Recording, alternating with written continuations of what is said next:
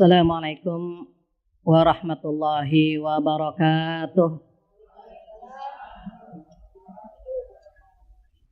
Alhamdulillahilladzi alafa baina qulubina fa asbahna bi ni'matihi ikhwana. Asyhadu an la ilaha illallah wahdahu la syarikalah wa asyhadu anna Muhammadan abduhu wa rasuluhu la nabiyya ba'dah. Alhamdulillah dan alhamdulillah, anugerah yang luar biasa. Saya bisa bertatap wajah dengan ibu-ibu solehah yang hadir hari ini. Namun sebelumnya kita menyapa pengurus masjid terlebih dahulu. Yang kita hormati bersama Ketua Dewan Pengurus Masjid Sunda Kelapa, Masjid Agung Sunda Kelapa, yaitu Bapak Setianto P. Santosa. Dan yang kita hormati pula Ibu Wakil Sekretaris Dewan Pengurus Ibu Tuti Pujastuti yang baru saja menyampaikan sambutannya. Keren Ibu. Dan begitu juga yang saya sayangi Dewan Pengurus, para Dewan Pengurus yang namanya tidak saya sebutkan satu persatu tanpa mengurangi sayang dan hormat saya. Ibu-ibu jamaah Masjid Agung Sunda Kelapa yang hadir hari ini dari jam berapa Ibu? Dari jam 9 ya Bu. Alhamdulillah dan alhamdulillah, ini anugerah yang luar biasa. Tanpa izinnya kita tidak bertemu hari ini. Plan yang pertama saya harusnya Sabtu depan ya. Sabtu depan, kemudian harus dimajukan Sabtu ini, qadarullahnya bisa. Dan alhamdulillah bisa bertatap wajah dengan ibu-ibu semuanya. Yang wajahnya itu Masya Allah sabar-sabar gitu ya. Padahal kalau saya lihat dari ujung ke ujung ini wajah-wajah bermasalah semua. Dan masalahnya berbeda-beda. Ada yang mungkin belum dapat pangeran berkuda. Ya Bu, yang belum dapat pangeran berkuda, mudah-mudahan tahun ini Allah berikan pangeran berkuda. Amin. Ada juga yang diuji lewat rumah tangganya. Suami lincah nggak pulang-pulang. Atau diminta sholat susah, mudah-mudahan Allah urai masalah-masalah kita. Demikian juga yang belum punya keturunan, semoga tahun ini Allah berikan keturunan. Begitu juga wajah-wajah yang punya hutang, mudah-mudahan Allah berikan rezeki mampu melunasi hutang-hutangnya. Dan semoga duduknya kita di sini dipermudah oleh Allah untuk menuju ke surganya Allah dan dicatat oleh Allah sebagai amal pemberat timbangan di hari kiamat nanti. Amin ya rabbal alamin. Tak lupa salawat dan salam kita sampaikan kepada kekasih kita Rasulullah sallallahu alaihi wasallam, di mana beliau bersabda, ajaba li amril mu'min. Apa ajaba? Ajaba itu takjub, istimewa. Istimewa perilaku orang-orang beriman. Mengapa beliau menyampaikan kalimat istimewa? Karena orang-orang beriman itu ketika diberikan kenikmatan dia bersyukur, ketika diberikan ujian dia bersabar. Itu yang membuat umat Islam itu istimewa semua. Maka hari ini saya bertemu dengan wajah-wajah istimewa. Karena pasti tentunya kita pernah diberikan kenikmatan, pernah juga diberikan ujian. Karena tema kita tentang sabar, sampai kapan gitu ya. Kesabaran kita berujung. Nanti kita akan tahu apakah perlu berujung sabar kita atau perlu kita pertahankan. Mengingat pahala dan bonus dari Allah yang luar biasa untuk orang-orang yang sabar. Termasuk duduknya di sini perlu kesabaran. Kita mungkin kurang lebih 1 jam, tapi nanti kita akan gonta-ganti kaki entah berapa kali. Tangan kita nanti udah pegel baru 1 jam gitu ya. Karena Rasulullah SAW sudah ngasih bocoran. Jalan menuju ke surga dengan sesuatu yang kalian benci dan jalan ke neraka dengan sesuatu yang kalian suka. Karena duduknya kita di sini memberikan atau mengharapkan balasan dari Allah agar dipermudah ke surga, maka banyak yang gak suka datang ke masjid, ya Bu ya. Dikasih waktu ngaji itu dikasih waktu 1 jam atau 2 jam. Kalau ngerumpi dikasih waktu gak Bu? Tapi enak gak Bu? Enak ya Bu, yang gak pakai waktu, gak berwaktu, gak bertempat, di mana saja kita bisa melakukannya. Namun banyak orang yang tertarik untuk melakukan itu. Mudah-mudahan kita bisa istiqomah mengikuti ajaran Rasulullah SAW dan bisa sabar dengan ujian yang Allah berikan. Amin ya rabbal alamin. Di dalam surat Al-Muluk, ibu wajahnya hafal surat Al-Muluk ayat 2. A'udzubillahi minasyaitonirrajim. Bismillahirrahmanirrahim. Alladzi khalaqal mauta wal hayata liyabluwakum ayyukum ahsanu amala. Apa artinya, Bu? Dia atau Allah yang menciptakan apa, Bu? Maut. Kematian, mati Allah yang ciptakan. Wal hayat, hidup. Kehidupan itu pun Allah yang menciptakan. Itu tanda-tanda kebesaran Allah. Tujuannya apa? Liyabluwakum ayyukum ahsanu amala. Tujuannya ketika Allah menciptakan hidup dan mati atau mati dan hidup, tujuannya untuk menguji kita semuanya. Ayyukum ahsanu amala, mana amalmu yang terbaik, yang bisa diangkat ke langit yang mana gitu. Mengapa? Karena Allah itu huwal azizul ghafur. Allah itu maha perkasa, memberikan ujian, memberikan kenikmatan, dan Allah juga ghafur, maha pengampun jika ternyata kita tidak lulus dikasih ujian gitu. Jadi hidup dan mati itu ada ujiannya.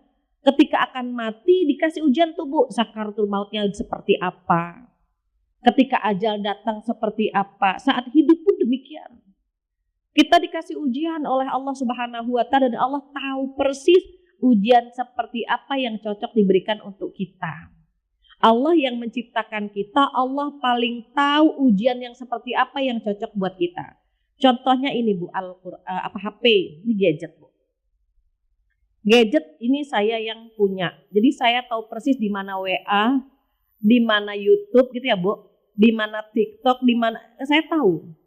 Bumi dan langit Allah yang genggam. Allah paling tahu yang dibutuhkan oleh penduduk langit dan bumi, apa saja ujian yang terbaik, apa saja solusinya, oh Allah tahu. Ketika kita mengingat bahwa tanda-tanda kebesaran Allah adalah Allah menciptakan hidup dan mati yang tujuannya untuk menguji kita, oh tenang sekali, Ibu. Allah kalau ngasih ujian pertama tidak akan pernah melampaui batas kemampuan kita.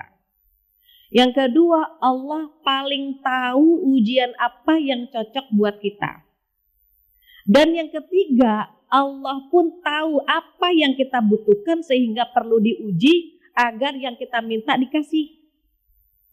Aziz, Allah itu maha perkasa memberikan ujiannya. Maka ketika lihat di surat Al-Baqarah ayat 155, 156, 157, Ibu nanti bisa cek. Di surat Al-Baqarah Allah berfirman, A'udzubillahi minasyaitonirrajim, Bismillahirrahmanirrahim. Ini hiburan buat kita nih, Bu, surat Al-Baqarah ini, Bu. Di mana Allah menyampaikan, A'udzubillahi minasyaitonirrajim, walanabluwannakum bisyai'in minal khaufi wal ju'i wa naqsi minal amwali wal anfusi wath thamarat. Walanabluwannakum, dan kelak Allah akan menguji kalian semua dengan apa? Bisyai'. Syai' itu kecil, syai' itu dikit gitu. Dengan sedikit ketakutan, bisyai'in minal khauf. Itu ujian Allah begitu. Sedikit ketakutan, takut jadi perawan tua, takut dimadu, takut diracun, takut diperkosa, takut kehilangan orang-orang yang kita cinta. Suami pergi belum pulang-pulang kita takut. Takutnya macam-macam. Takut dia ke rumah tetangga sebelah, atau takut dia tidak baik-baik saja di perjalanan, kan begitu, Bu. Takut, padahal yang Allah turunkan sedikit ketakutan itu sudah menguasai pikiran kita. Ibu waktu COVID takut nggak? Takut apanya? Takut nular. Makanya orang batuk itu, Bu, batuknya itu lebih mengerikan daripada suara kuntilanak. Orang batuk, wah bubar semuanya. Sedikit saja ketakutan yang Allah turunkan ke bumi, bayangkan kita seakan-akan tidak berdaya, Ibu. COVID itu virus kecil, tapi kita tidak mampu mengatasinya. Ketakutan-ketakutan itu yang membuat kita lupa bahwa diturunkan ke bumi pun atas izin Allah. Takut anak kita tidak taat kepada kita, takut suami tidak sayang, Takut ketika ajal menjemput kita tidak dalam kondisi baik. Ketakutan itu merupakan ujian pertama. Ada yang takut miskin? Ada. Ada yang takut menantunya nggak baik-baik saja. Ibu lihat, perhatikan kalau ada orang tua mengantar anaknya menikah, itu mayoritas nangis ibu. Anaknya pamit, anaknya menikah, dia menangis. Kenapa? Khawatir anaknya tidak bahagia dengan pasangannya. Khawatir dia memilih pasangan yang salah. Khawatir ketika menikah dia melupakan orang tuanya. Itu khauf, ketakutan itu ujian ibu. Takut bangun malam, ada kuntilanak di kamar mandi, takut sama. Itu baru sedikit ketakutan yang Allah berikan. Bayangkan kita takutnya luar biasa. Yang kedua apa Bu? Yang kedua adalah al-ju', kelaparan. Tapi wajah-wajahnya sudah sarapan semua insya Allah. Model-model kelaparan gak diuji di tempat ini ya. Tapi di pelosok sana banyak gak Bu yang kelaparan? Yang mau makan susah. Apalagi ketika COVID kemarin itu ya Bu, banyak yang di layoff, banyak yang di PHK, sehingga mereka tidak memiliki pekerjaan. Makannya hanya 1 kali dalam sehari. Bersyukurlah kita bisa makan. Bersyukur kita masih bisa menikmati rezeki Allah Subhanahu wa Ta'ala. Itu yang kedua. Yang ketiga apa Bu? Wa naqsim minal amwal, kekurangan duit. Ibu dikasih uang belanja sama suami kan Bu? Kalau dikasih uang belanja sama suami bilang apa Bu sama suami? Ada yang gini, ayah bulan ini belum ditransfer ya? Oh iya ayah lupa ditransfer. Terus makasih ayah. Terima kasih sudah mengirim transferan buat ibu. Ada yang sengaja, ayah makasih ya udah ditransfer. Emang iya ya? Oh belum, maaf ayah transfer. Mintanya lembut. Ada yang ayah jangan lupa besok tanggal 1. Nah macam-macam kan Bu. Di dunia ini ada 101 macam suami dan ada 101 macam istri. Kekurangan harta ini paling banyak Ibu. Yang masuk ke DM itu Instagram masuk ke DM itu 80% perceraian karena faktor ekonomi. Kalau kita mau melihat uang belanja yang diberikan suami kepada kita, itu rezeki dari Allah, Ibu. Berapapun nominalnya, sesungguhnya Allah memberikan rezeki tersebut melalui suami kita. Kalau kita bersyukur dengan berapapun yang suami berikan, Allah akan ngirim lewat pintu yang lain. Terkadang dari teman kita, terkadang dari anak kita, terkadang dari orang-orang tertentu yang Allah kirim. Kenapa? Yang ngasih rezeki Allah. Dan rezeki tidak selalu dalam bentuk materi. Rezeki bisa dalam bentuk badan yang sehat. Jadi rezeki utama, ini hidayah nih Bu. Rezeki utama tuh hidayah. Bisa duduk di sini, ini rezeki Ibu. Ini rezeki Bu. Berapa banyak orang yang kalau mau duduk di majelis ilmu ngitung kancing dulu Bu. Ngaji, tidur, ngaji, tidur, ngaji. Kancingnya copot, tidur akhirnya. Artinya apa? Oh nikmat banget dikasih hidayah sama Allah, duduk di majelis ilmu gampang. Sholat duha gampang, sedekah gampang, nutup aurat gampang. Ada yang menutup aurat Bu, bingungnya luar biasa. Rambutnya masih cakep, ditutup, sayang banget ya. Banyak kan Bu? Ada yang mau sholat zuhur susah, ngambil wudunya dari jauh, takut bedak yang luntur. Susah kan Bu? Kalau kita dikasih kemudahan-kemudahan untuk duduk di majelis ilmu, dikasih kesempatan sholat, sedekah, puasa sunnah, itu rezeki yang paling utama dari semua rezeki yang ada. Itu nomor 1. Nomor 2 ada yang namanya rezeki dasar. Kalau rezeki utama kan hidayah ya Bu. Iman Islam itu rezeki utama. Yang kedua ada yang namanya rezeki dasar. Badan sehat tuh rezeki. Ibu kalau badan gak sehat bisa datang ke pengajian gak kira-kira? Gak bisa. Duduk di majelis ilmu, badan sehat, ketemu temen, senyum, assalamualaikum, masya Allah. Sudah sedekah pagi-pagi. Nikmat gak Bu? Nikmat. Ada lagi rezeki standar. Nah, orang memandang rezeki standar ini materi. Punya suami 3T, takwa, tampan, tajir, itu rezeki. Maka ketika dikasih suami 3T yang lain, tua, tulalit, tertindas, itu nangis terus dia. Karena menganggap yang tajir itu rezeki. Padahal ketika dia punya suami tua ngayomi, gitu kan Bu? Allah itu paling tahu yang semacam apa, seperti apa suami yang mendampingi kita, Allah paling tahu. Jadi banyak yang memahami rezeki standar ini rezeki dalam bentuk materi yang kita genggam. Dan rezeki materi ini mohon maaf titipan. Jangan pernah merasa memiliki. Dia hanya dititipi saja. Tetapi mayoritas kita merasa memiliki. Sehingga kalau hilang, kalau diperintahkan zakat, gelisah kita. Karena merasa materi itu milik kita. Padahal itu titipan dari Allah Subhanahu wa Ta'ala. Nah, materi ini bisa bentuknya jabatan, fasilitas, popularitas, isi tas. Isi tas juga sama Bu, rezeki. Jadi ada nikmat-nikmat yang standarnya orang menganggap itu rezeki yang membahagiakan. Sebetulnya ada rezeki yang paling enak Bu. Ada rezeki yang mendekatkan dia kepada Allah Subhanahu wa Ta'ala lewat semua yang dia punya. Lewat ilmunya, lewat hartanya gitu ya Bu ya. Ini rezeki orang-orang yang bertakwa.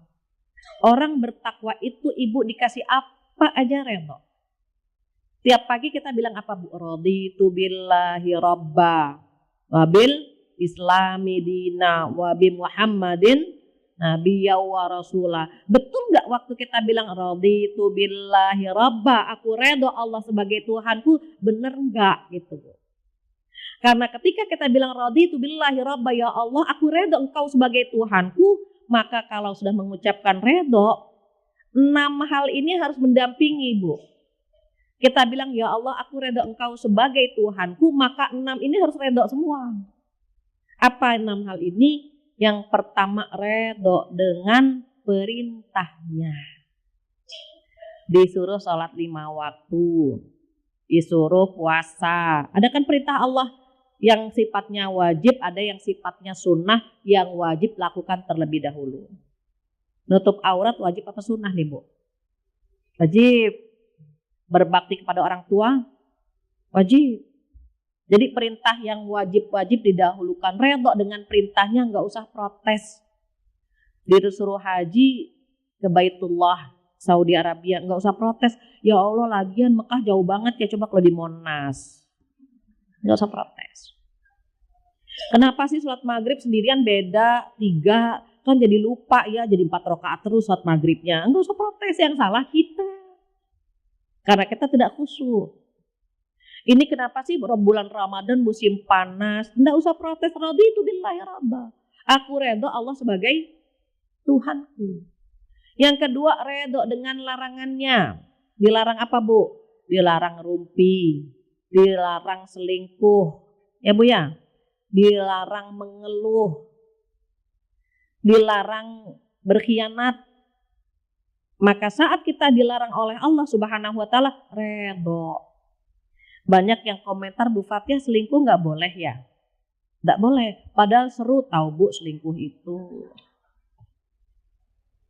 Sekarang banyak wanita, banyak istri yang bisa membahagiakan suami orang, tapi tidak pandai membahagiakan suami sendiri. Begitu juga banyak yang suaminya bisa curhat apa saja dengan istri orang, tapi tidak bisa curhat sama istri sendiri. Ya Bu? Maka bagaimana caranya biar tidak terjadi seperti ini? Jangan biarkan suami meninggalkan rumah dalam kondisi marah. Jangan biarkan suami meninggalkan rumah dalam kondisi marah. Kenapa? Di luar sana banyak yang menentramkan. Bapak kok gelisah banget Pak di kantor, biasa ada masalah sama istri saya. Ceritalah.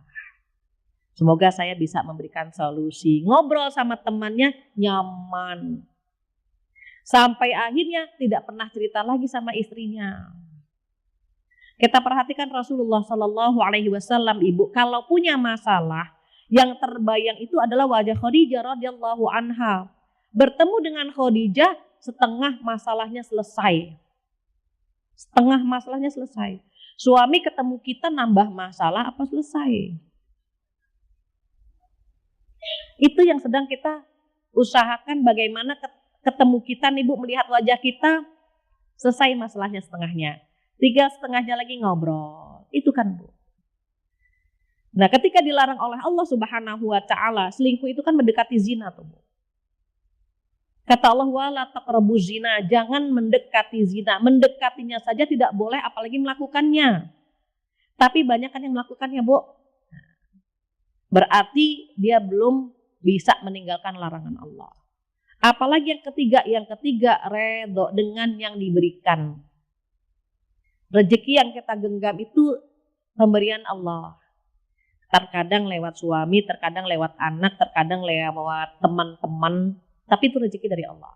Punya menantu, punya suami, seperti apapun, itu rezeki dari Allah. Kita sedang belajar tidak mengkomparasi menantu pertama, kedua, dan ketiga. Kenapa? Itu rezeki anak kita yang sudah diatur oleh Allah Subhanahu wa taala. Kadang-kadang ibu mertua suka lupa. Ya Allah, menantu yang pertama Masya Allah gitu. Yang kedua astagfirullah misalnya. Itu rezeki tuh Bu, rezeki anak kita yang pertama ini, kedua ini. Begitu seterusnya.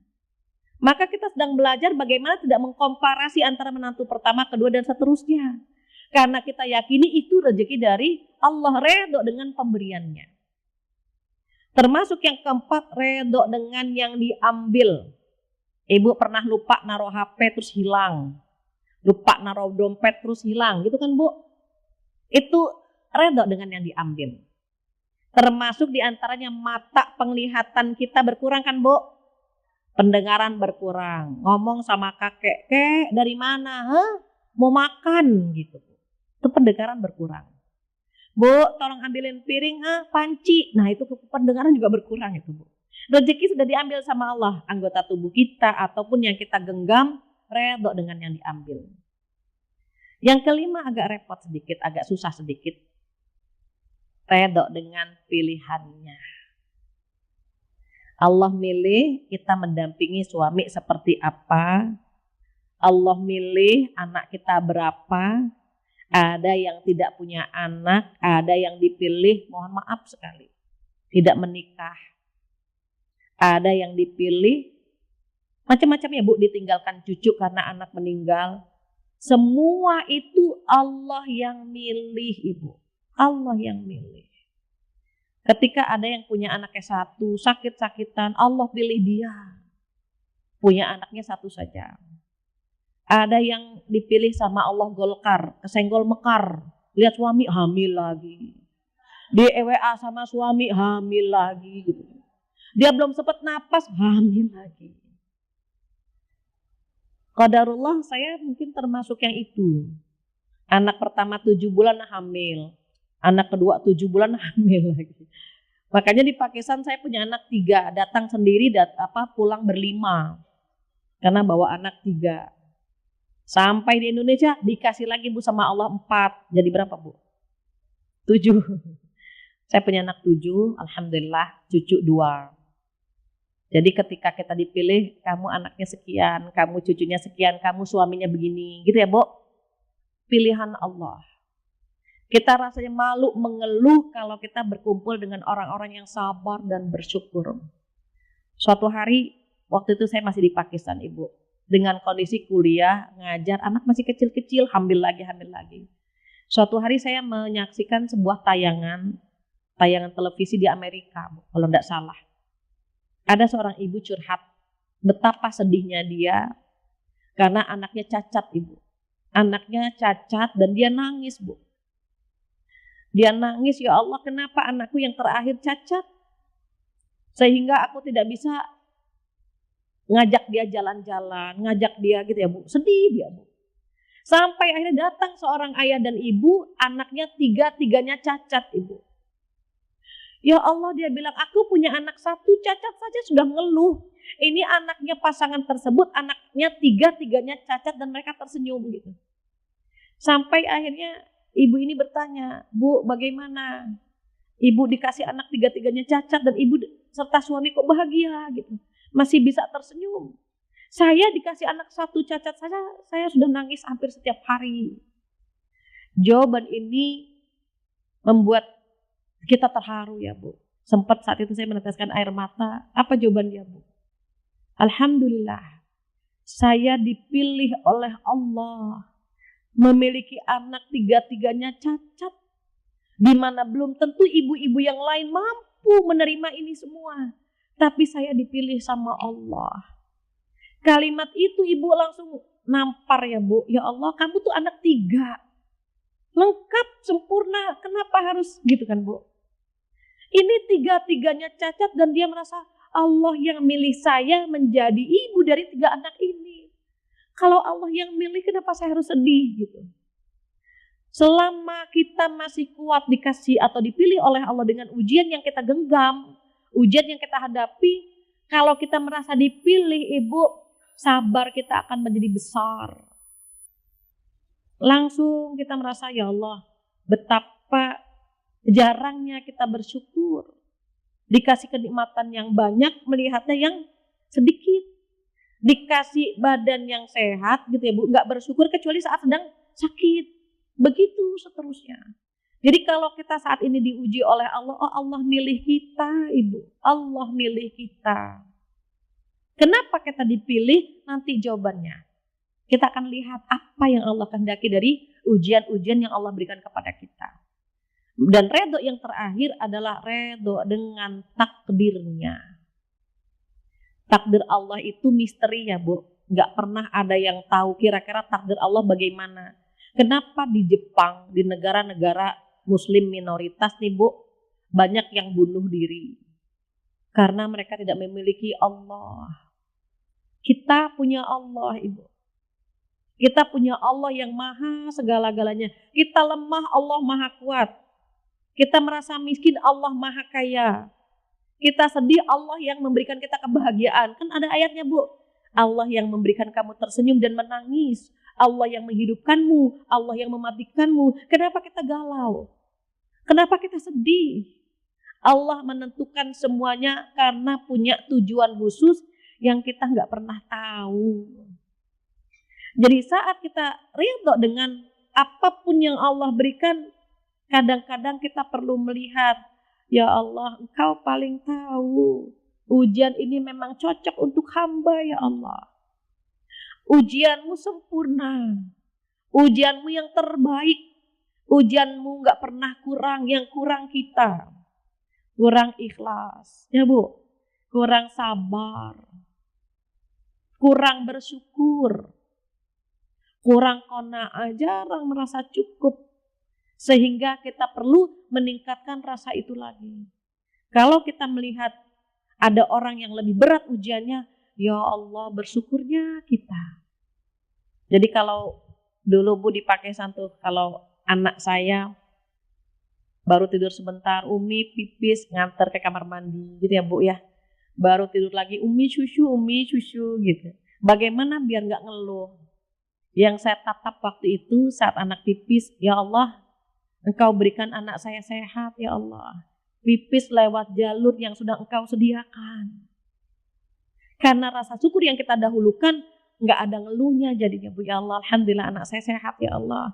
Dia tidak berada di atas tempat tidur, nggak perlu pakai selang untuk pipis, ya Allah, alhamdulillah. Baru rebahan lagi, baru tidur lagi, ada lagi, Umi susu, Umi, ya Allah, alhamdulillah. Dia bisa bicara minta susu. Dia bisa bicara, dia bisa minta sama kita. Coba kalau dia nggak bisa menggerakkan lisannya, nggak bisa bicara, hilang, Bu, keluhan-keluhan kita. Maka belajar redo dengan yang 6 tadi membuat kita insya Allah lebih kuat menghadapi ujian-ujian Allah. Lantas bagaimana Allah memberikan posisi yang luar biasa indah buat orang-orang yang sabar?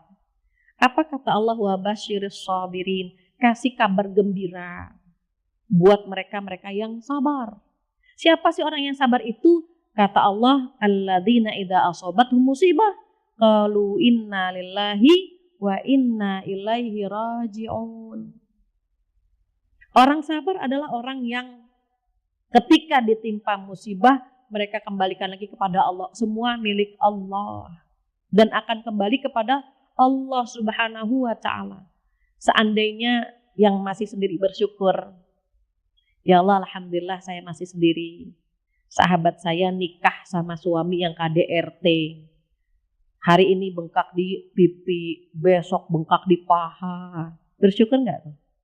Alhamdulillah saya dijaga oleh Allah dari suami yang seperti ini. Atau ada di antara kita yang diuji lewat suami yang jobless, nggak punya pekerjaan. Setiap hari dia minta uang sama istrinya suruh setor. Bun, mana uangnya? Setor. Sedih kan Bu kalau kita melihat, ya Allah, ada tipe suami yang demikian. Allah jaga kita dari suami yang demikian. Maka sendirinya kita akan merasa bersyukur sekali. Alhamdulillah saya tidak diberikan suami seperti mereka. Alhamdulillah saya masih bisa pergi kemana-mana. Mau ngaji bebas, mau haji atau umroh bebas, mau jalan-jalan sama teman bebas. Bayangkan kalau saya punya suami terlalu mengekang. Saya mungkin gak duduk di sini. Enak kan Bu kalau berpikirnya begitu. Nanti kalau sudah menikah bagaimana? Ya Allah, alhamdulillah saya sudah menikah. Ada sosok pria yang mengingatkan saya. Ada sosok yang gitu. Kalau diuji, ya Allah, bukan hanya dia yang kesal dan kecewa memiliki pasangan seperti saya gitu ya. Saya juga menyesal, dia juga menyesal. Jadi jangan pernah berpikir bahwa kita yang menyesal punya suami dia, Ibu. Dia pun sebenarnya nyesal juga dapat kita. Jadi kita jangan GR-GR banget gitu, Bu. Ya Allah, kok suami saya begini? Kok dia begitu? Suami kita juga berpikir begitu sama. Ya Allah, kenapa dia yang nemenin saya? Ya Allah, yang cakapan dikit kayak ya Allah gitu. Ini udah jelek, cerewet, minta duit mulu, sama Bu. Hanya bedanya apa? Bedanya kalau perempuan diucapkan, kalau laki-laki dipendam. Suami itu lebih banyak mengikuti aliran kebatinan, tekanan batin dia Bu. Tiba-tiba sakit gitu kan Bu. Nah, jadi ada rasa yang perlu ditanamkan, pengen banget dapat kabar gembira dari Allah. Apa sebenarnya kabar gembira yang Allah berikan Ibu? Yang pertama kata Allah, ulaika alaihim shalawatun min rabbihim. Shalawat. Apa shalawat di situ? Ampunan. Gini Bu. Ibu tengok keluar ada pohon, ada yang daunnya kuning kan Bu? Nah, ketika itu misalnya pohon daunnya kuning, digoyang nih Bu pohonnya. Tek, yang kuning jatuh nggak Bu? Sama seperti itulah ujian yang ada dalam diri kita. Saat diuji oleh Allah Subhanahu wa ta'ala, nih dosa-dosa kita digugurkan. Dosa kita digugurkan. Allah itu ingin mengangkat derajat kita ke level yang lebih tinggi, ke level yang lebih baik. Kita kan minta ya Bu. Kita minta sama Allah agar rezeki berkah, umur berkah gitu kan Bu. Minta diangkat derajat kita. Saat diangkat derajat, ini dosa kita banyak Bu. Seperti orang mau naik, mau mendaki, bawa ransel banyak, belum yang di tangan kanan, di tangan kiri. Berat nih beban kita. Perlu ada yang diletakkan kan Bu? Perlu ada yang ditinggal. Dah tikar gak usah, ini ransel dikurangi agar kita bisa mendaki dengan cepat. Allah tuh mau ngangkat kita, tapi lemak dosa kita banyak gitu. Karena dosa kita banyak, mau diangkat bagaimana nih? Dilihat dari amal ibadah gak banyak-banyak banget. Maka digugurkanlah dosa-dosa kita yang memberatkan tubuh kita. Digetarkanlah tubuh kita dengan ujian yang kita hadapi sekarang. Dibuatlah kita nangis, ya Allah, ya Allah, ya Allah. Kita nangis Ibu. Karena kalau gak dijewer, gak disentil sama Allah, kita jarang nangis. Makanya dalam hadis qudsi dikatakan, Ya Allah, kenapa engkau uji dia ya Allah? Apa jawaban Allah? Aku rindu dengan tangisannya di tengah malam. Dia jarang nangis, kata Allah. Aku rindu. Aku rindu doa-doanya dia. Kita kalau lagi diuji, Bu, puitis banget kan, Bu. Ya Allah yang maha kaya. Kan gitu, Bu. Berikan hamba rezeki, ya Allah. Ya Allah yang maha pengasih. Kita bisa merangkai kata seindah mungkin saat berdoa kepada Allah Subhanahu wa ta'ala. Dan Allah rindu itu, Bu. Allah rindu kita merangkai kata yang indah kepada Allah. Karena kalau nggak diuji, kita jarang sekali minta kepada Allah. Maka digugurkanlah dosa-dosa kita untuk membuat level kita naik tuh, Bu. Kalau terlalu berat beban kita, mau naik itu susah. Maka kalau kita lagi diuji, digugurkan, masa sih kita lari? Masa kita sedih lagi dihapus dosa-dosa kita gitu. Jangankan mohon maaf ujian yang berat ya, Bu. Capek aja, kita capek. Sore-sore baru sampai di rumah. Atau ibu capek nyapu, nyuci gitu. Ngurus suami yang unik. Ngurus anak jelas, ngurus anak mertua kadang-kadang kan gak jelas ya, Bu. Anak mertua itu pasangan kita. Kadang-kadang ada capek hati, capek fisik, capek pikiran. Capeknya kita itu, Bu, digugurkan dosa-dosa kita. Terus lagi digugurkan dosa, masa kita marah sama Allah? Lagi digugurkan dosa, masa kita lari dari Allah gitu, Bu? Kata Allah, aku lagi ngapusin dosa kamu nih. Sabar sebentar aja gitu, Bu. Sabar ya gitu. Ini lagi digugurkan dosa-dosamu, sabar sebentar. Cuma kita bilang, ya Allah kan sabar ada batasnya. Ujungnya kapan? Kan gitu ya, Bu. Nah itu bonus yang Allah berikan saat kita diberikan ujian. Yang kedua apa, Bu? Kata Allah di situ ada warahmah. Allah lagi sayang banget sama kita. Allah kalau sudah sayang sama kita, Bu, semua urusan kita dihandle sama Allah. Baru dalam hati, ya Allah padahal pengen banget begini-begini, Allah berikan di hadapan kita, Ibu. Kamu mau begini kan, Allah kasih. Ibu sering kan kalau misalnya begini berpikir, enak kali ya sore-sore ngopi ada temennya gitu. Ada singkong, ada kue. Tiba-tiba tetangga mencet bel, ting tong gitu. Bu, ini ada singkong. Gitu, Bu. Siapa yang ngirim, Bu? Tetangga, tapi Allah yang nganter, Bu. Hei, tetanggamu lagi ngopi, kirim tuh gitu. Yang ada di benak kita itu Allah kabulkan. Kenapa? Allah udah sayang banget sama kita. Orang yang diuji, ya Bu, orang yang diuji dan sabar, Allah lagi sayangnya sama kita, Ibu. Jadi kalau kita lagi nangis, Allah liatin, hambaku nangis. Coba dia ingat aku enggak? Kita langsung bilang, ya Allah anakku, ya Allah. Kan gitu, Bu. Ya Allah suamiku, ya Allah suamiku. Allah tuh lihat ya hambaku lagi nangis. Disayang banget, Bu, sama Allah. Terus yang terakhir apa? Yang terakhir wa ulaika humul muhtadun.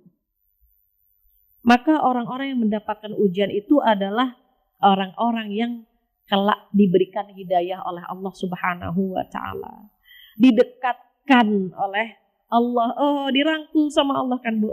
Dirangkul, disayang, digugurkan dosa-dosa. Kalau lagi dikasih 3 poin ini sama Allah, terus kita mau lepas gitu, Bu. Jangan dilepas. Allah lagi sayang nih. Ya Allah kuatkan, ya Allah kuatkan gitu. Kalau kita, ya Allah sampai kapan? Kita tanya sama Allah. Padahal Allah lagi sayang-sayangnya sama kita. Allah lagi menggugurkan dosa-dosa kita. Kenapa kita bilang, ya Allah sampai kapan ya Allah? Begitu. Maka tema kita, sampai kapan sabarku berujung? Jangan ada ujungnya. Jangan ada ujungnya. Sebagai penutup ini udah dapat surat cinta. Sebagai ini memotivasi ya, Bu. Qadarullah, saya punya ayah almarhum. Beliau sering ceramah keluar kota.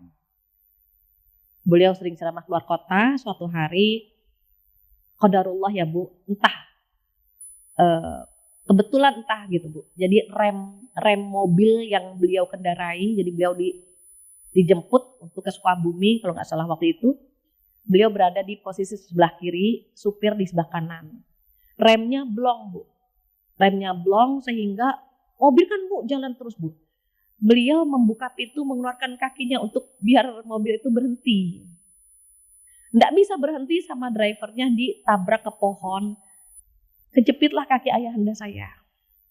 Berkurang ya Bu, artinya agak cacat sedikit. Ketika itu Bu, ibunda saya nanya, ayah selama di rumah sakit nggak sih ya gitu. Ayah saya nanya, ibu kalau kena kepotong pisau sakit nggak gitu. Sakit lah gitu. Yang kepotong pisau saja sedikit sakit kan, apalagi ini seluruh kaki gitu. Tapi kok ayah nggak pernah ngomong aduh, nggak pernah ngerinting, nggak pernah apa gitu. Apa jawaban almarhum ayah saya? Masa lagi diampuni dosa-dosa sama Allah, ngeluh, kan lagi diampuni gitu.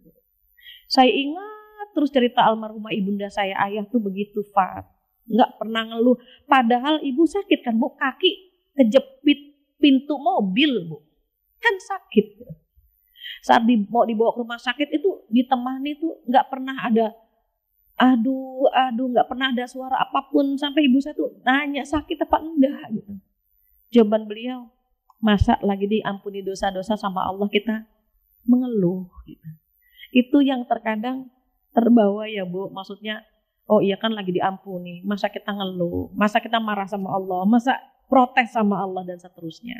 Jadi mudah-mudahan hal-hal seperti ini bisa mengingatkan kita bahwa indah banget, indah sekali Bu digugurkan dosa-dosa sama Allah. Tapi sayangnya kita tidak merasakan bahwa ini adalah bonus dari Allah Subhanahu wa Ta'ala.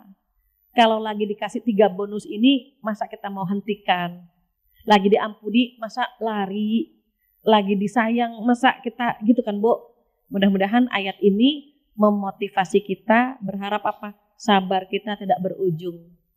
Orang yang paling bahagia adalah orang yang tahu dunia ini tempat ujian dan kita mempersiapkannya.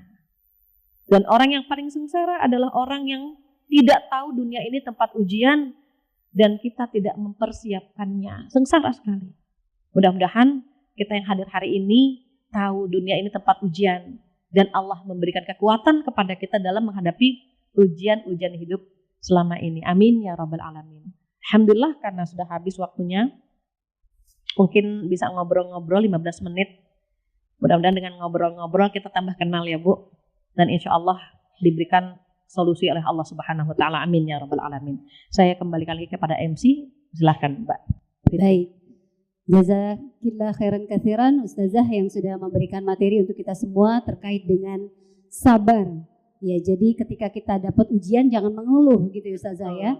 Pada dasarnya ujian yang Allah berikan kepada kita itu adalah hakikatnya menggugurkan dosa-dosa kita. Karena sejatinya kita tidak ada yang luput dari dosa. Karena itu tetap sabar, karena sabar tidak ada ujungnya. Jadi sampai kapan sabarku berujung? Ya nggak ada ujungnya, tetap sabar, sabar, dan sabar. Baik ibu-ibu yang dirahmati oleh Allah Subhanahu Wa Taala, pemirsa MASK TV, kemudian pendengar radio MSK 1530 AM, dan juga yang menyaksikan kita melalui TikTok, Ustazah. Ini banyak sekali yang menyaksikan Ustazah. Alhamdulillah. Jadi izin ibu-ibu kita berikan kesempatan untuk 3 penanya pada kesempatan hari ini. Tapi sebelumnya saya baca beberapa pertanyaan lewat TikTok ya Ustazah. Boleh, boleh. Silakan. Yang pertama dari Mbak Pipit S. Assalamualaikum warahmatullahi wabarakatuh Ustazah. Waalaikumsalam. Bagaimana dengan suami yang akhir-akhir ini tidak memberikan nafkah kepada istri, tapi merokok jalan terus Ustazah? Merokok jalan terus. Rokok jalan terus. Kemudian pertanyaan dari Ibu Herlina di Kalimantan Barat. Gimana kalau suami kasar sama istri dan cuek, sementara istri cari makan sendiri, bahkan dizolimi Ustazah? Ya, boleh dijawab dulu Ustazah untuk pertanyaan dari Mbak Pipit dulu yang di Jakarta barangkali. Mungkin pertanyaannya hampir sama ya, kondisi suami ya. Yang pertama itu ngerokok terus, tapi nggak ngasih nafkah. Ya, istri cari makan sendiri Cari tapi makan dizolimi. Yang kedua, cari makan sendiri. Ya, dari Kalimantan Barat misalnya. Oke, gini. Ibu-ibu solehah yang dirahmati Allah Subhanahu wa Ta'ala, sesungguhnya kewajiban suami itu memberi nafkah. Nafkah lahir, nafkah batin gitu ya. Nafkah yang terkait dengan kebutuhan kita ataupun kebutuhan keluarga. Jadi ada yang membedakan antara uang belanja dengan untuk pribadi. Karena kalau ingin cantik kan butuh skincare dan suami care gitu Bu. Suami care tapi nggak ada skincare kurang. Kita skincare terus tapi suami nggak care juga repot gitu ya. Nah jika ada suami yang tidak memberikan nafkah kepada istrinya maka dia berdosa. Kecuali jika suami tersebut sudah berusaha mencari pekerjaan, usaha, jual ini, jual itu, qadarullah belum diberikan rezeki oleh Allah Subhanahu wa Ta'ala, maka dia bisa sampaikan kepada istrinya, saya sudah berusaha menjemput rezeki Allah, tapi sampai detik ini qadarullah belum hadir. Saya mohon maaf, kewajiban saya belum saya penuhi. Terus istrinya redo, ya udah ayah gini aja. Karena kondisinya sedang seperti ini, bagaimana kalau tukeran peran? Tuker peran ya Bu. Jadi istri yang mencari nafkah, suami di rumah misalnya menjaga anak-anak. Selama dua-duanya redo, insya Allah nggak apa-apa. Yang menjadi masalah tukeran peran nggak mau gitu. Ngasih nafkah juga nggak mau. Sementara itu kereta api asapnya kenceng banget. Dia zalim. Apa zalim? Zalim itu artinya tidak menempatkan sesuatu pada tempatnya, dia berdosa kepada istrinya. Jika 4 bulan berturut-turut suami KDRT nggak ngasih nafkah, nggak ada informasi, nggak ada apapun gitu ya Bu. 4 bulan berturut-turut tidak memberikan nafkah lahir batin atau salah satunya dia boleh menggugat cerai. Namun jika dia bersabar dengan ujian Allah, dia tahu nih Allah lagi menguji dia lewat pasangannya dan dia redho. Dia mencari nafkah sendiri gitu ya Bu. Maka saat itu Allah akan mengangkat derajatnya insya Allah. Kalau dia nggak sabar bagaimana? Sholat istikharah, minta pilihan kepada Allah, ya Allah tolong bantuin dong gitu bahasa gampangnya.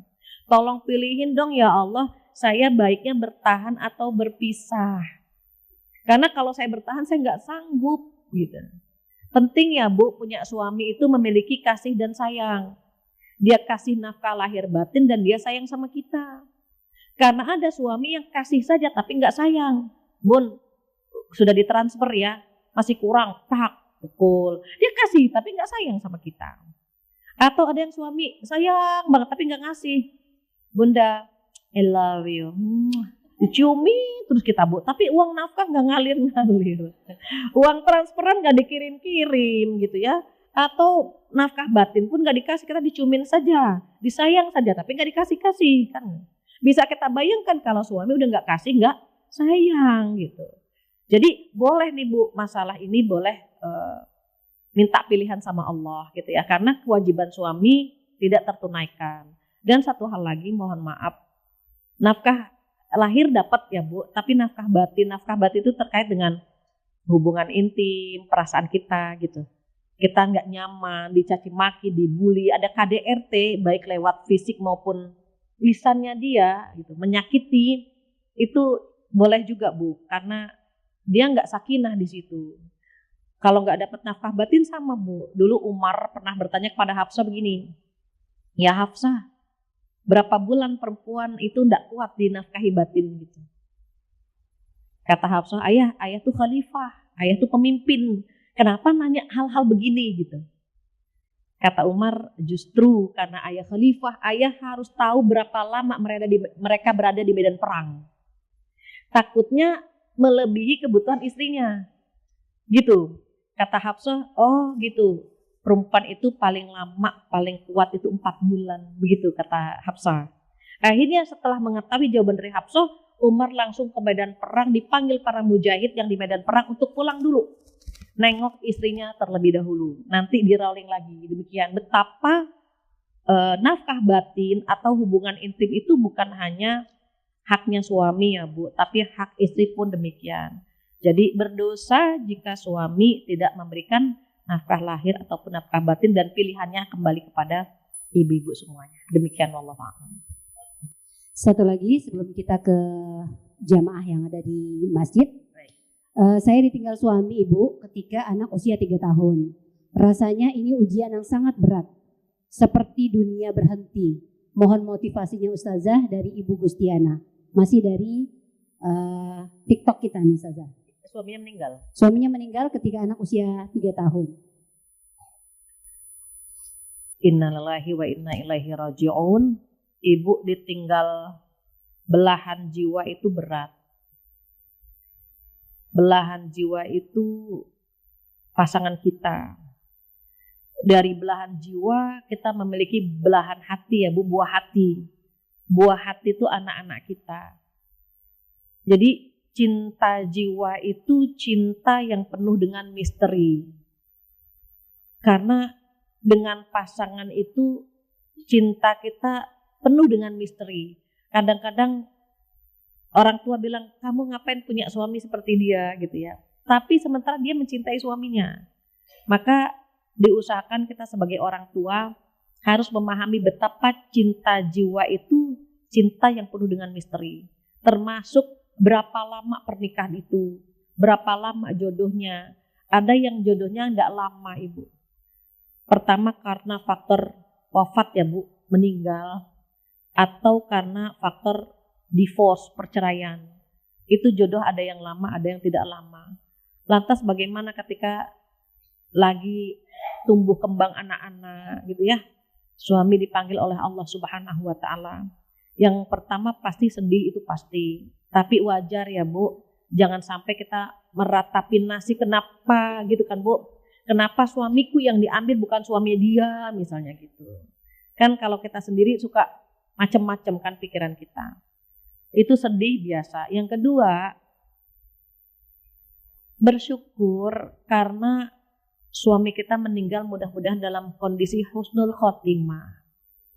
Kalau dia meninggal dalam kondisi OD, overdosis ya Bu. Atau dia meninggal dalam kondisi mabuk. Atau dia meninggal dalam kondisi yang melanggar Allah. Itu kita sedihnya apa? Ya Allah, dia kenapa meninggalnya su'ul khotimah. Tapi kalau dia meninggal dalam kondisi baik, dalam kondisi husnul khotimah, bersyukur. Kenapa? Mungkin kalau dia umurnya panjang, dia akan menzolimi kita. Dia akan menambah dosa-dosanya dia. Jadi alhamdulillah Allah memanggil dia dalam kondisi yang sangat-sangat baik gitu. Kalau dia diberikan umur panjang, mungkin boleh jadi dia pindah ke hati yang lain kan gitu. Itu lebih menyakitkan kan gitu. Jadi kalau meninggal kan sedih, tapi nggak tersayat-sayat kan Bu. Tapi kalau misalnya dia dikasih umur panjang, nanti dia setia, setiap tikungan ada Bu. Di gang sana ada, gang ini ada gitu Bu. Kan lebih sakit dia gitu. Jadi bersyukur iya, husnuzon sama Allah, positive thinking sama Allah. Ya Allah, alhamdulillah dia meninggal dalam kondisi saya lagi sayang-sayangnya, anak-anak lagi sayang-sayangnya. Nanti anak ini punya kesan kan Bu. Dia akan mendoakan ayahnya gitu. Dia akan bangga memiliki ayah yang luar biasa. Apalagi kalau kita memberikan cerita yang indah-indah kepada anak-anak kita. Nak dulu ayahmu begini, begini, begini. Sehingga anak-anak bangga memiliki ayah yang, oh gitu ya Bunda ya, iya waktu kamu masih kecil, ayah sudah meninggalkan Bunda. Bunda berjuang sendiri loh nak dulu. Oh betapa anak-anak kita akan bangga dengan kita dan tambah sayang sama kita. Sebaik-baik rumah adalah rumah yang di dalamnya ada anak yatim dan kita baik sama mereka. Dan seburuk-buruk rumah adalah rumah yang di dalamnya ada anak yatim dan kita jahat sama mereka. Berarti rumah kita adalah rumah yang terbaik karena ada anak-anak kita yang menjadi yatim pada saat ini. Mudah-mudahan diberikan kekuatan, diberikan kesabaran, dan jika memang ada keinginan untuk menikah lagi, ya boleh-boleh saja. Boleh-boleh saja. Apalagi masih muda ya, sepertinya ya anaknya masih kecil-kecil, boleh-boleh saja. Tidak perlu memikirkan komentar netizen yang julid ya Bu. Itu nikah lagi, anak masih kecil, padahal enggak perlu. Idah selesai 4 bulan 10 hari, dia boleh menikah lagi. Jika tidak ingin menikah nggak apa-apa. Artinya pilihan kembali kepada kita semua. Demikian wallahu a'lam. Baik, waktunya kita berikan kesempatan untuk jamaah yang ingin bertanya. Sebutkan nama, kemudian alamat ya, berasal dari mana, langsung pertanyaannya. Kami persilakan dari sayap kanan terlebih dahulu. Ada yang ingin bertanya? Ya. Boleh berdiri Ibu? Ya, berdiri di tempat. Nggak pakai gerak. Sebutkan nama dan dari mana Ibu ya? Assalamualaikum warahmatullahi wabarakatuh. Nama saya Bu Endang. Ibu? Bu Endang. Ibu Endang. Ya, saya dari Jalan Tambak dekat sini. Iya. Yang saya mau tanyakan ini Bu Ustazah. Assalamualaikum. Waalaikumsalam. Surat Al-Baqarah ayat 55. Al-Baqarah 155. Di sini kami pastikan menguji kami dengan sedikit ketakutan, kelaparan dan kekurangan harta. Yang saya masukkan di sini ketakutan saya dulu Katolik ya. Terus saya masih punya kakak satu masih Katolik. Dia selalu ngirim gambar-gambar untuk saya harus masuk ke dia lagi gitu. Gimana cara mengatasi kakak saya itu supaya mereka kakak saya itu mengojok-ojok saya untuk saya kembali lagi ke saya. Ibu mu'alaf. Iya. Masya Allah. Semoga istiqomah ya Bu. Amin. Ya. Itu saja Ibu. Iya. Baik. Makasih. Assalamualaikum. Kita langsung jawab Ibu ya. Waalaikumsalam. Waalaikumsalam warahmatullahi wabarakatuh. Baik Ibu. Barakallah, semoga Ibu istiqomah ya semuanya ya.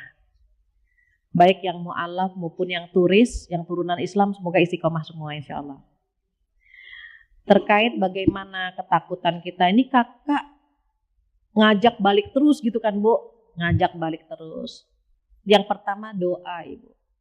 Doanya ada di surat Al-Imran ayat 8.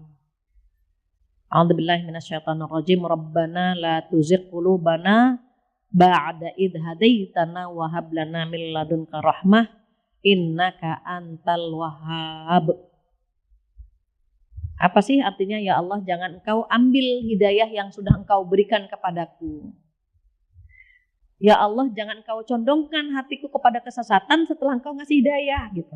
Gak pengen lah balik lagi gitu. Gak pengen ngerjain dosa lagi, gak pengen ngulang masa lalu lagi begitu. Kita minta kepada Allah Subhanahu wa ta'ala. Itu yang pertama. Yang kedua, kan tugas kita nih duit nih Bu. Ada D, doa. Ada U, usaha. Ada I, ikhlas. Ada T, tawakal. Duit kan gitu. Duit, D-U-I-T. Nah, D-nya berdoa kan Bu. U-nya usaha. Usaha dengan maksimal. Tunjukkan bahwa kita sudah nyaman dan bahagia banget dengan kondisi kita saat ini. Ya Allah, alhamdulillah. Kita buat status atau nulis ayat agar mereka tahu, oh saya sudah mantap sekali. Betapa nikmatnya berislam misalnya.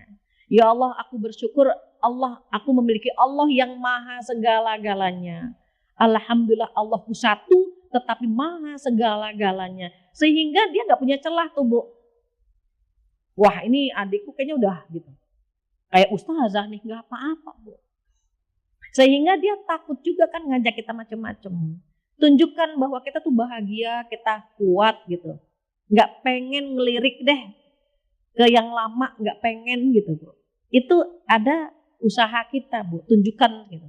Jadi rukun Islam itu kan 5-5-nya harus syiar ya Bu. Sholat, syiar, puasa, ya terus terang, Mbak nggak minum lagi bayar qadha puasa gitu. Zakat kan diumumkan kan di masjid, haji pun demikian gitu. Jadi kalau misalnya kita udah syiarkan rukun Islam, mudah-mudahan dia nggak berani lagi ngajak kita macam-macam. Terus kalau masih ngajak, masih ini ikhlas saja, ikhlas, tetap berdoa, tetap usaha. Nanti hasilnya kita serahkan kepada Allah Subhanahu wa ta'ala. Bahkan kalau bisa ibu yang balik ngajak. Ya Allah, Teteh enak banget ternyata gitu. Saya nyesel deh kenapa gak dari dulu ya gitu. Hah? Karena merasa kehilangan. Jadi tunjukkan kita senang aja, kita nyaman, kita bahagia. Nih lagi ngaji bareng-bareng, foto, bikin status. Niatnya apa? Dia tahu bahwa kita udah kuat, udah nyaman dengan agama kita yang baru. Sehingga dia, wah temennya banyak banget nih, solehah semua. Misalnya aura kita bagus, insya Allah ya Bu ya, didampingi dengan doa. Intinya minta doa saja kepada orang terdekat agar kita tetap istiqomah gitu. Allahu a'lam. Ya, baik, kita cukupkan. Selanjutnya dari sisi kanan yang paling yang belakang dulu. Izin ya. Yang belakang. Silakan sebutkan nama dan dari mana Ibu? Ya, di tempat saja. Assalamualaikum warahmatullahi wabarakatuh. Waalaikumsalam warahmatullahi wabarakatuh. Perkenalkan, saya Sinta dari Palmera. Terima kasih atas kesempatannya, terlebih kepada pengurus Masjid Sunda Kelapa atas acara hari ini telah mengundang Ibu Ustazah Siti Fathia Khotib. Ibu, saya mau bertanya sedikit perihal tentang sabar. Karena beberapa buku yang pernah saya baca atau beberapa kajian yang pernah saya ikuti, isinya selalu sama Ibu, bahwa kalau mau menjadi istri soleha itu harus enak dipandang, kemudian bahasanya juga lembut, seperti itu. Alhamdulillah bisa saya lakukan kalau suasana hati saya baik. Tetapi yang jadi permasalahan adalah ketika suasana hati saya sedang tidak baik-baik saja, apalagi berimbas kepada anak-anak saya. Seperti itu. Pertanyaan saya, bagaimana caranya supaya saya menjadi pribadi yang lebih baik? Saya ingin sekali menjadi pribadi yang lebih baik gitu, seperti itu. Tapi terkadang sulit sekali karena apalagi ketika saya ada sedikit konflik dengan pasangan, selalu merasa saya yang paling benar. Seperti itu. Terima kasih. Baik. Assalamualaikum warahmatullahi wabarakatuh. Waalaikumsalam warahmatullahi wabarakatuh. Baik, kita tampung dulu untuk pertanyaan Ibu Sinta di Palmera. Selanjutnya ada yang dari tengah, boleh? Iya, Ibu yang di belakang.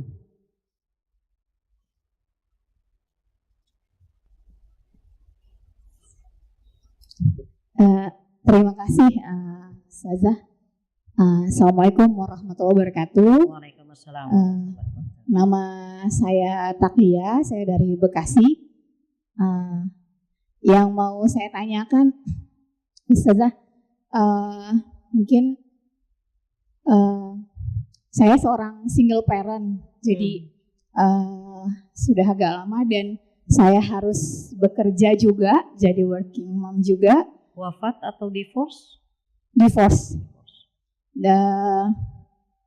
Kemudian anak memang ada di saya, maksudnya saya yang mengurusin. Berapa? Satu ibu perempuan, yang kebetulan anaknya lagi ngaji di bawah di Quran First-nya Masjid Agung Sunda Kelapa. Gitu. Yang saya mau tanyakan mungkin hampir sama atau mirip. Jadi mungkin Ustazah bisa ngasih tips gitu supaya bisa lebih meningkatkan kesabaran saya sebagai orang tua tunggal, apalagi setelah mungkin seharian bekerja kemudian ngurus sendiri gitu, rasanya kalau pas pulang ada sesuatu yang tidak sesuai dengan yang diharapkan, itu kadang-kadang kesabarannya langsung ciut gitu, langsung turun ke bawah. Langsung mudah sekali naik untuk dicolek dikit udah itu. Ya, sama satu lagi saya mau nanya, ketika kita punya teman atau circle ataupun seseorang mungkin pasangan gitu, sejauh mana, apa memang tidak ada batasannya untuk sabar, sejauh mana, apakah ketika dia sudah mulai menyakiti diri saya atau mungkin udah enggak, kayaknya kita udah nggak bisa lagi berteman atau apa, karena memang ada hal yang nggak bisa, aku punya prinsip seperti ini, aku punya circle kayak gini, aku harus menjauh gitu, ada nggak batasan yang aku udah nggak bisa bersabar lagi, aku memang lebih baik menjauh aja. Nah itu sejauh mana batasannya? Terima kasih. Wassalamualaikum warahmatullahi wabarakatuh. Waalaikumsalam warahmatullahi wabarakatuh. Langsung dijawab Ustazah 2 pertanyaan. Ya. Yang pertama dari Mbak Sinta di Palmera dan Ibu Tatia Bekasi. Ya. Silakan. Baik, ini Masya Allah ya, ini pertanyaan dari istri-istri solehah semua insya Allah. Termasuk yang hadir di sini. Memang kriteria istri solehah itu diantaranya menyenangkan bila dipandang. Cara menyenangkannya kan berbeda-beda. Bisa lewat penampilan. Penampilannya rapi terus gitu Bu. Jangan sampai nanti penampilan kita cantiknya pas pergi gitu kan. Di rumah berdaster lagi dan banyak lubang anginnya gitu. Menyenangkan itu bermacam-macam, bisa lewat masakan kita. Ayah ini bunda masak ini dan suami seneng gitu. Ada juga lewat servis. Nih pengantin baru kan biasanya rajin tuh ya ngasih air, ada tataknya, ada tutupnya kan. Ayah silakan minum, lengkap ada tatak, ada tutup. 3 bulan kemudian tutupnya hilang entah kemana. Nanti 3 bulan lagi tataknya pun tidak ada gitu. Bahkan setelah punya anak ayah airnya di galon gitu kan. Mulai berkurang. Jadi gimana sih caranya biar nyenengin terus? Nah karena manusia itu kan imannya naik turun.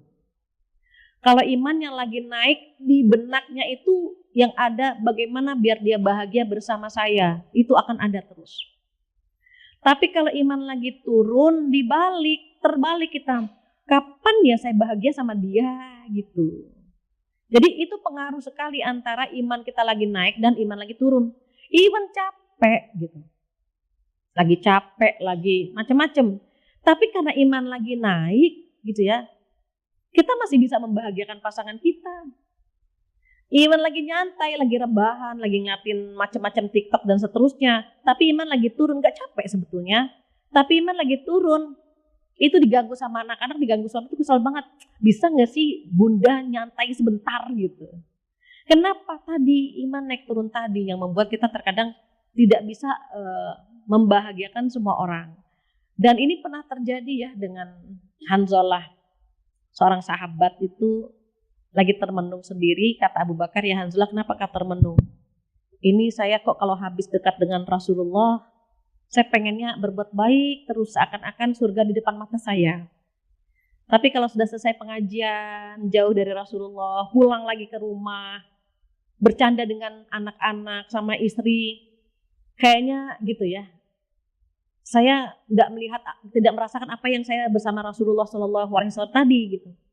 Aku khawatir aku ini orang munafik, kata Hanzalah. Apa jawab Abu Bakar? Ya Hanzalah, hal itu pun aku rasakan gitu. Kadang-kadang kalau dekat dengan Rasulullah, kondisi hati kita baik gitu ya, pengen ibadah gitu. Tapi kalau sudah ke rumah, itu hayalan dan keinginan yang tadi itu hilang gitu. Kalau begitu, mari kita tanya ke Rasulullah SAW. Pergilah Hanzalah dengan Abu Bakar ke rumah Rasulullah SAW dan diceritakan semuanya. Apa kata Rasulullah? Seandainya kondisi imanmu seperti bersamaku terus gitu. Itu yang namanya istiqomah tuh Bu. Maka malaikat akan turun, Allah akan turunkan malaikat kepadamu dan melindungimu, merahmatimu saat kamu duduk, berjalan, berbaring, malaikat akan merahmatimu. Walakin tetapi sa'ah wa sa'ah. Maksudnya apa? Saatnya kamu demikian, saatnya kamu demikian gitu. Jadi ada saatnya semua, karena kan kita bukan robot, kita juga bukan malaikat gitu. Jadi iman kita naik turun, naik dengan ketaatan dan turun dengan kemaksiatan. Kalau bikin maksiat sedikit, langsung ngedrop gitu Bu. Dan kita alhamdulillahnya Bu jatuh bangun lagi kan gitu Bu. Yang repot kan jatuh, ambruk gak bangun-bangun gitu. Jadi kalau kita masih ada keinginan untuk berbuat baik sama pasangan gitu ya, tapi kadang-kadang ya namanya juga kita manusia kan, jatuh bangun gitu. Tetapi yang terpenting dari semuanya kita punya keyakinan bahwa ya Allah, saya tuh pengen banget jadi istri solehah gitu. Tapi kadang-kadang kok gak mampu, kadang-kadang juga mohon maaf ya Bu, mengalah sama suami itu Bu ibadah Bu. Ada seorang penulis terkenal, seorang pendidik ulama, itu nulis di bukunya ya Bu, sampai sekarang saya ingat. seorang wanita mengorbankan perasaannya demi keutuhan rumah tangganya, maka pahalanya seperti pahala jihad fisabilillah. Sabar, ngalah. Cuma satu, ya Allah, redomu ya Allah. Ini gak mudah ujian dalam rumah tangga ya Allah. Tapi saya pengen dapat surgamu ya Allah. Terus begitu berjuangnya. Capek mau jadi istri soleha, jadi suami soleh juga capek ngalah terus sama kita, kan begitu. Maka kita mintanya apa? Dikasih kekuatan, diberikan kekuatan juga untuk menjadi istri yang baik, istri yang soleha. Begitu. Terkait nyambung dengan pertanyaan kedua, terus bagaimana kalau single parent? Single parents itu kan Bu, pilihan ya. Even akan jadi bagian dari takdir kita gitu. Jadi mungkin kita ditakdirkan jodoh kita dengan pasangan hanya sekian tahun. Tapi ada buah hati kan gitu ya. Tadi kan jodoh ada yang panjang, ada yang pendek karena pernikahan, karena perceraian atau karena kematian. Nah, qadarullah ibu yang dipilih gitu dengan kondisi jodoh yang tidak lama karena divorce. Terus bagaimana gitu? Kadang-kadang anak, kadang-kadang gitu ya. Sebenarnya kalau divorce ini wacana buat semuanya. Kewajiban memberi nafkah kepada anak adalah suami. Saya sedih dengan kondisi teman-teman yang kalau divorce, anak sama istrinya, semua kebutuhan anak itu istri yang memenuhi, itu sedih sekali Bu. Ayahnya di mana? Ayahnya nggak paham kalau kewajiban menafkahi anak-anaknya itu adalah kewajiban ayahnya. Nggak ada Bu, perempuan itu dalam agama kita disuruh mencari nafkah tuh nggak ada. Dalam agama kita perempuan sangat dimanja. Waktu dia belum menikah, ayahnya yang menafkahi. Ketika dia menikah, suaminya menafkahi. Ketika dia sudah tua, anak laki-lakinya, abangnya atau adik laki-lakinya itu yang menafkahi. Perempuan nggak ada perintah untuk mencari nafkah. Tapi sayangnya ketika dia divorce, dia harus mencari nafkah sendiri. Dan disitulah mungkin kesabaran gitu ya, teruji lagi gitu. Dikomunikasikan dengan mantan. Ini anak-anak butuh pendidikan, butuh biaya, butuh gitu ya, disampaikan semuanya. Terus kalau lagi kondisi tidak nyaman, ingat sedihnya kita, digugurkan dosa. Kecewanya kita, digugurkan dosa. Entah itu sakit hati, entah itu kecewa, yang datangnya dari siapapun, itu sesungguhnya Allah sedang menggugurkan dosa-dosa kita. Bisa lewat teman, bisa lewat pasangan, bisa lewat anak-anak. Semua jalan, semua pintu yang melukai hati kita, sesungguhnya pada saat itu Allah sedang menggugurkan dosa-dosa kita. Terus bagaimana punya circle, punya teman yang menyebalkan? Kita seperti pemain tinju. Pemain tinju kadang-kadang mukul, kadang-kadang ngeles kan gitu. Jangan mukul terus. Energi kita terkuras, habis. Tapi jangan ngeles mulu, ngeles terus. Nanti kita nggak dapat poin. Kadang-kadang butuh juga dia lengah, kita isi. Dia lengah, kita isi lagi. Mbak ngaji yuk gitu. Mbak reuni yuk gitu. Mbak gitu ya. Kenapa? Ketika dia berubah, maka kita mendapat transferan dari circle kita tadi. Jadi sayangnya Bu, kalau kita nggak pernah memberikan vibe positif, nggak pernah mempengaruhi ke hal-hal yang baik. Karena kita nggak pernah tahu deh Bu. Kita ngajak 1000 orang, yang ikut cuma 1, boleh jadi yang 1 orang ini yang mengantar kita ke surga. Jadi jangan apa ya, jangan sampai kita merasa udah cukup dengan amal kita. Kita butuh transferan dari orang-orang di sekitar kita. Cara mendapatkan transferan bagaimana? Ajak mereka kepada kebaikan. Saat dia melakukan kebaikan, dia mendapatkan pahala, kita pun yang mengajak mendapatkan pahala yang sama tanpa dikurangi sedikit pun. Apa kata Rasulullah? Demi Allah, demi Allah, demi Allah, jika seseorang mendapatkan hidayah lewat kamu, lewat dirimu, maka pahalanya dunia beserta isinya. Udah kaya kita. Mudah-mudahan kita termasuk hamba-hamba Allah yang pengen banget dapat transferan ya Bu, dari orang-orang sekitar kita, dari setor tunai juga. Jadi setor tunai itu amal soleh kita. Kalau kita duduk di majelis ilmu dapat pahala, itu setor tunai. Tapi kalau kita ngajak orang lain dan mereka berubah lewat kita, itu kita dapat transferan. Mudah-mudahan kita dapat dari semua pintu kebaikan yang kita menganggapnya remeh, Harapannya apa? Harapannya Allah redha dan Allah memberikan surganya buat kita. Demikian, wallahu a'lam bishawab. Belum Bu, ada satu lagi Oh, masih ada permintaan satu. dari pengurus Bu, pengen tanya. Silakan. Izin ya Bu. Izin ya Ustazah, Boleh. izin bertanya.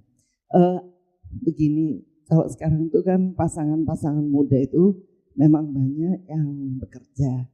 Nah, kemudian mereka kadang berpikir bahwa pasangannya itu harus sama, chemistry-nya sama istilahnya mereka. Apakah betul bahwa yang di Al-Quran itu azwajan itu pasangan itu adalah justru banyaknya perbedaan. Yang Allah pertemukan itu adalah karena banyaknya perbedaan. Contohnya, ini pengalaman saya. Suami saya itu kalau tidur, kalau enggak dingin, AC-nya itu dia nggak bisa tidur. Sementara saya kalau dingin tuh saya sakit semua badan saya. Jadi awal-awalnya saya juga, aduh gimana menyikapi ini. Tapi akhirnya tercapai keseimbangan.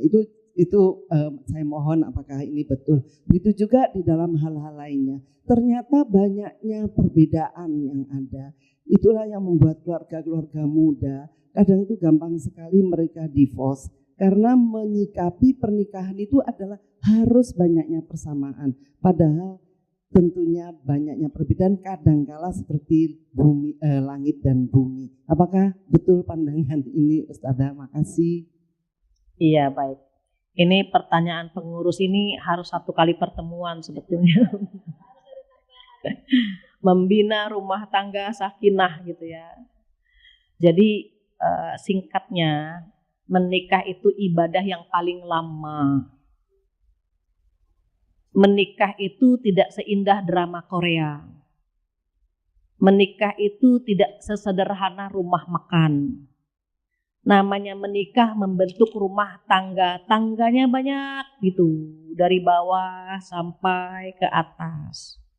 Maka untuk pasangan-pasangan muda gitu ya. Yang qadarullahnya sama-sama bekerja. Yang dibangun adalah komunikasi. Dalam Al-Quran dikatakan a'udzubillahi minasyaitonirrajim wa min ayatihi an khalaqalakum min anfusikum azwajal litaskunu ilaiha. Apa artinya dari tanda-tanda kebesaran Allah? Allah menciptakan pasangan dari jenis kamu sendiri. Kalimatnya khalaqa.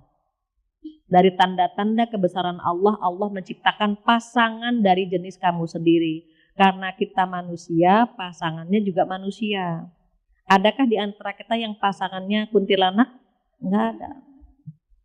Atau tuyul? Enggak ada. Atau malaikat? Enggak ada. Karena kita manusia sama Allah dipasangkan manusia juga. Jadi pasangan itu enggak harus berpasangan. Siang malam, rembulan mentari, begitu laki dengan perempuan. Maka ketika Allah menciptakan pasangan dari jenis kita sendiri, tujuannya apa? Kata Allah, litaskunu ilaiha. Ha, bukan hi. Kalau ha itu perempuan sumber ketenangan. Kalau ilaihi laki-laki sumber ketenangan. Tapi firmannya Allah kan litaskunu ilaiha. Agar kamu wahai laki-laki merasa tentram berada di samping perempuan. Sumber ketenangan kita. Maka kata Rasulullah, ad-dunya mata' wa khairu mata'iha al-mar'atu sholihah. Dunia itu perhiasan dan sebaik-baik perhiasan adalah istri yang solehah. Kenapa? Karena istri solehah itu menenteramkan. Istri solehah itu memberikan kenyamanan begitu. Makanya sumber kenyamanannya ada dalam diri perempuan. Baru ayat selanjutnya waja'ala bainakum mawaddatan warahmah. Jadi kalau menciptakan pasangan itu perannya Allah, Allah yang ngirim. Tapi menjadikan rumah tangga itu mawadah rohmah, kita yang punya peran plus diatur sama Allah. Karena kita minta sama Allah, ya Allah, jadikanlah rumah tanggaku mawadah rohmah. Gitu kan Bu, sakinah mawadah rohmah. Karena kita minta sama Allah, maka Allah berikan kita kekuatan. Ada usaha manusia gitu maksudnya. Kita berdoa minta agar rumah tangga kita samawa, sakinah mawaddah rahmah, tapi ada usaha juga begitu. Usahanya bagaimana? Masing-masing menjalankan peran. Nah, perannya laki-laki karena mencari nafkah gitu. Sehingga Sehingga dia punya kewajiban, mohon maaf ya Bu, punya kewajiban kalau dia melarang istrinya pergi. Jadi kalau misalnya gini, ayah, bunda boleh nggak kerja? Nggak usah. Memang yang ayah transfer kemarin masih kurang. Enggak sih ya, cuma pengen menggali potensi saja. Gitu. Kalau kita menggali potensi, Allah kan ngasih potensi sama kita nih Bu. Terus dikomunikasikan dengan pasangan. Oh ya sudah, bisa nggak menggali potensinya di rumah? Gitu. Kalau bisa bisnis online atau kerja online, ya nggak apa-apa gitu. Tapi kalau misalnya, iya sih memang kayaknya income ayah kurang gitu ya. Income ayah kurang, nih gimana nih gitu. Itu dikomunikasikan karena perempuan itu sebetulnya tidak wajib mencari nafkah. Tapi kalau dia komunikasikan, diizinkan, nggak apa-apa. Kalau nggak diizinkan maka dia nggak boleh. Terus bagaimana? Kok kayaknya susah mendapatkan titik temu gitu ya? Nah gini, menikah itu seperti sepasang tangan Ibu. Nih, tangan punya peran kan masing-masing. Tangan kanan apa nih? Pakai gelang nih. Tangan kanan gelang, tangan kiri jam tangan. Beda kan perannya? Apa tangan kanan jam tangan, tangan kiri jam tangan? Enggak kan? Beda peran masing-masing. Kalau tangan beda peran akan nyaman. Kenapa? Tangan bisa saling menguatkan, saling mendoakan, saling menggenggam, menyelamatkan. Suami mau tergelincir, dipegang. Istri mau keluar, digenggam. Jangan, itu dosa. Jadi karena dia sepasang tangan saling menguatkan satu sama lain. Terus memang pasangan berbeda. Sebetulnya kata Allah dalam surat An-Nur, orang baik untuk orang baik, orang tidak baik untuk orang tidak baik. Nggak beda jauh, 11-12 lah gitu. Beda tipis. Nah, karena dia cerminan diri, Ibu bayangkan kita bercermin. Oh kurang bedak nih, pakai bedak kan Bu? Cermin lagi, oh kurang lipstik nih, pakai lipstik. Suami istri itu begitu sebenarnya. Jadi ada kurangnya Bu, kita yang melengkapi kekurangan dia, dia yang melengkapi kekurangan kita. Jangan pernah berharap menikah dengan orang sempurna. Dan jangan pernah berharap bisa mencari rumah tangga yang sempurna. Nggak akan dapat. Yang dapat adalah rumah tangga yang saling menyempurnakan. Tadi, oh kurang bedak, kita tambah. Maksudnya bagaimana? Kalau, mohon maaf ya Bu, kalau kitanya gesit, biasanya suaminya agak lambat dikit. Kalau suami yang gesit, istrinya yang agak lemot dikit. Ibu perhatikan, suami udah klakson, tin gitu kan Bu. Kita iya ya. Emang dia sabar Bu. Kesel juga, tin. Kita cepet-cepet duduk di mobil. Sebentar ayah, apa lagi? HP ketinggalan, turun lagi. Memang dia bahagia ketemu istri yang kayak begini Bu. Kesel, cuma karena dia tahu, oh aku menyempurnakan kekurangan istriku. Ada kok kekuranganku yang disempurnakan oleh istriku. Jadi itu begitu Bu. Kalau yang perempuannya banyak bicara, biasanya suaminya diam. Ya, ayah aku tahu kamu. Iya gitu. Tapi kalau istri pendiam, suaminya banyak bicara Bu, ngobrol terus sampai malam udah ngantuk-ngantuk gitu. Kenapa? Allah pertemukan demikian. Karena agar bisa saling menyempurnakan. Satu contoh ini penutup. Kalau pakai cerita kayaknya lebih terkesan ya. Ingat gitu. Saya ketemu dengan salah satu jamaah saya. Gesitnya Masya Allah. Pagi-pagi dia udah mandi pakai seragam, bawa mobil sendiri. Anaknya disuapin sarapan, berangkat ke sekolah, gesit banget Bu. Saya bilang bawa mobilnya Bu ngebut cepet banget. Saya bilang ini jamaah ini gesit banget gitu. Cuma dalam hati Bu pengen ketemu istrinya gitu. Pengen ketemu suaminya kayak apa. Betul Bu. Suatu hari di pesantren kami ketemu. Terus dipanggil, ayah sini. Dikenalkan Bu Fathia. Ya Allah Ibu jalannya lama. Betul. Istrinya kan gitu. Ayah sini.